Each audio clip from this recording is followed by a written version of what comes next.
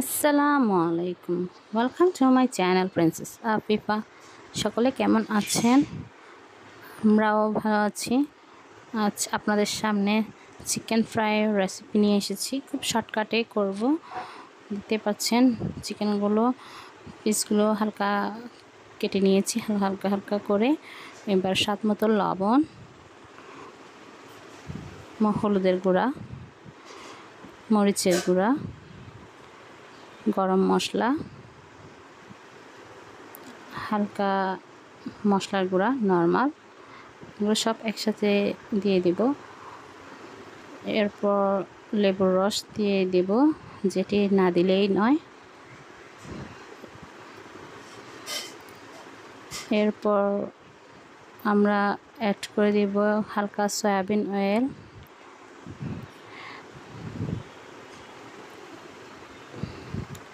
লাস্টে একদম দিয়ে দেব টমেটো সস।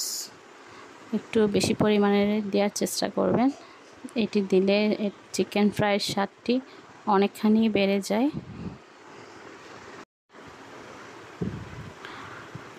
এরপর এগুলো একসাথে দেওয়ার পর লাস্টে একদম আমি কতগুলো ময়দার গুঁড়া অ্যাড করে দেব, কারণ মশলা ইউজ করার পর এখান থেকে পানি ছেড়ে দেয়।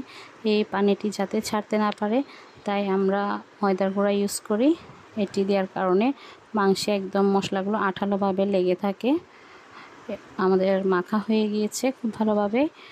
এখন প্রায় 1 ঘন্টার জন্য ম্যারিনেট করতে রেখে দেব।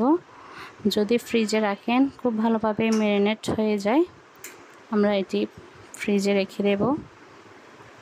1 ঘন্টা পর এগুলো বের করে যার যখন ইচ্ছা তখনই ভাজাভাজি করে খেতে পারে।